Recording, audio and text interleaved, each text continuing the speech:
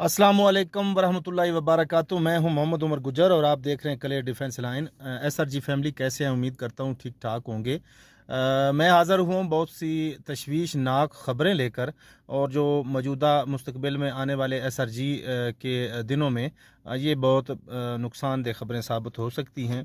और मैं हवाला दूंगा इसमें अपना मोहतरम मदनी साहब जिन्होंने एक स्टेटमेंट पास किया है, और उस स्टेटमेंट्स में काफ़ी कन्फ्यूजन पाई जा रही है। जिस तरह की उन्होंने वॉइस की है उसके ऊपर उसके तशवीशनाक पहलू पे गौर करूँगा। और दूसरी राजा साहब ने भी कुछ बातें की हैं, और इस तरह मैडम अस्मा साहब की भी एक वॉइस आज आई है, उसके हवाले से भी आपको इन्फो करूँगा कि वो क्या चाह रही हैं। तो बात करता हूँ मैं। जैसा कि एसआरजी फैमिली तकरीबन आप सबको अभी तक पता चल चुका होगा कि एक ख़बर कल शाम को ब्रेक हुई है, और पता चला है कि सैफ साहब की को तबीयत ज़्यादा ख़राब थी और आईसीयू में उनको दाखिल किया गया है। ये तो सबको पता है। इसके बाद आज सुबह वक्ती जो है मदनी साहब की एक स्टेटमेंट आई है, और मदनी साहब एज ए स्पोक पर्सन होते हुए इस चीज़ का उनकी बातों से पता चल रहा है कि उनको अभी तक पता नहीं चला कि सैफ साहब कौन से हॉस्पिटल में हैं और किस जगह पे उनको रखा गया है, और क्या उनसे बात हुई है या नहीं हुई।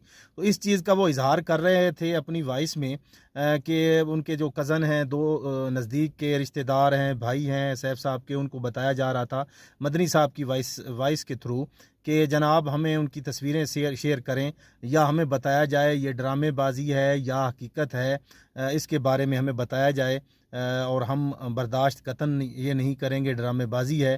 और मदनी साहब ने मज़ीद कहा कि जनाब अगर इस तरह हमारे साथ चलता रहा तो हम ये मजलिस शूरा जो है इसको तोड़ने पर, और मदनी साहब ने इस तोड़ेंगे, और इस बात का भी इजहार किया है मदनी साहब ने कि फिर इससे तो ये पता चल रहा है कि जावेद ख़ान और मैडम अस्मा और वो लोग ठीक थे, यानी वो पहले सही थे और हम गलत हैं। तो ये सारी चीज़ें हैं, और इससे काफ़ी सारे सवाल जन्म ले रहे हैं। सवाल ये जन्म ले रहे हैं कि as a spokesperson Madani साहब को एक तो ये नहीं पता कि जनाब वो बीमार हैं, और अगर उनको किसी ज़राए से पता चला है तो अभी तक उनके सामने कोई हकीकत नहीं आई कि कौन से हॉस्पिटल में है और किस जगह पे। और मदनी साहब का ये जो बातें हैं तशवीशनाक जो उन्होंने की हैं कि मतलब मजलिस शूरा हम तोड़ भी देंगे और हम फिर उन्हीं के साथ चले जाएंगे, और हमारे नज़रिए में तो फिर जावेद ख़ान और अस्मा ठीक थे, तो ये सारी काफ़ी तशवीशनाक सूरत हाल है। इसके बरक्स राजा साहब की एक वीडियो वॉइस आई है जो ग्रुपों में गर्दिश कर रही है।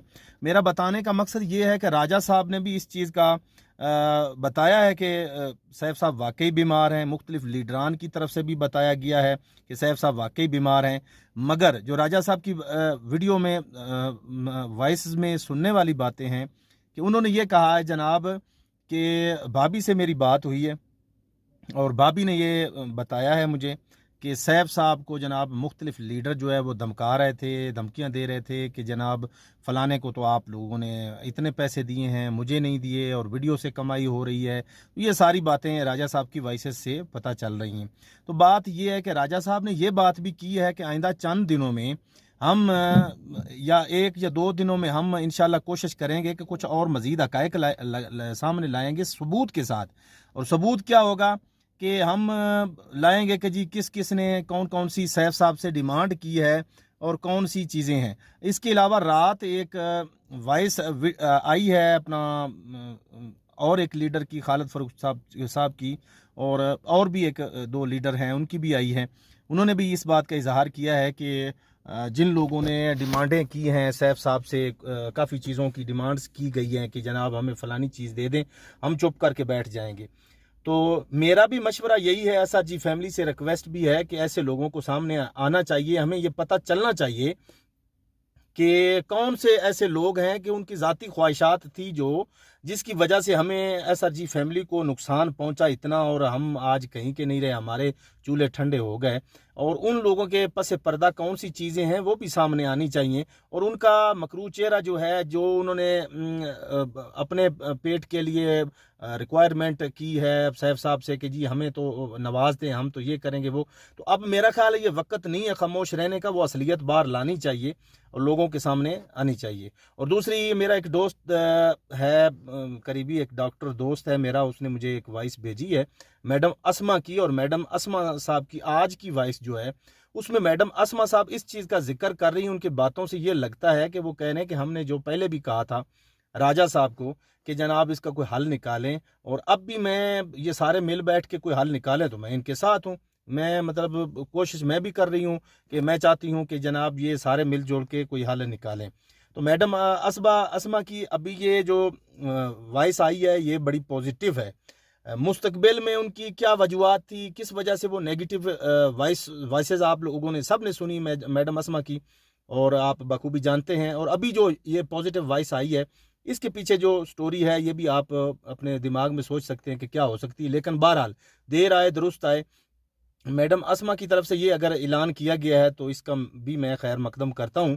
اور دوسری بات ہے, میں جاتے جاتے جاوید خان اینڈ کمپنی کا ذکر کرتا ضرور چلوں کہ جاوید خان اینڈ کمپنی کا آئندہ 2-4 دنوں میں جو اس کی ریکوائرمنٹ تھی, جو اس نے مطلب پروف کے ساتھ ہم لائیں گے آپ کے سامنے کہ جو اس نے ڈیمانڈز کی ہیں سیف صاحب سے, اور جو اس کے ذاتی مقاصد تھے وہ پروف کے ساتھ انشاءاللہ ہم لائیں گے. ہم کسی پر تہمت نہیں لگاتے ہیں, اور بدلے میں یہ کہنا چاہتا ہوں کہ جاوید خان کے پاس سوائے گالی گلوچ کے علاوہ, یعنی مطلب ذاتیات کے علاوہ اگر میرے خلاف کوئی ثبوت ہے تو میں چیلنج کرتا ہوں وہ میرے سامنے لے آئیں.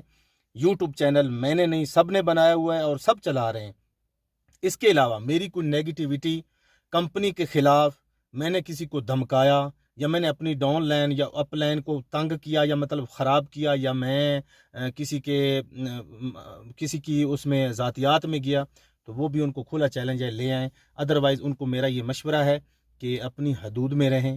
عزت اپنی ماں بہن کی گھر بیٹھی کی جب نہیں آپ کر سکتے تو پھر آپ پر افسوس ہے, اللہ ہی حافظ ہے آپ کا, اور آپ سے کسی کو توقع کچھ بھی نہیں. بس اتنا ہی کہوں گا. انشاءاللہ مزید اپڈیٹ جو آئے گی, جو بھی کوئی پروف یا کوئی ثبوت آئیں گے تو ہم انشاءاللہ آپ کے ساتھ سب سے پہلے شیئر کریں گے. تب تک کے لیے مجھے اجازت دیجیے. اللہ تعالیٰ SRG فیملی کی مشکلات آسان کرے. اللہ حافظ.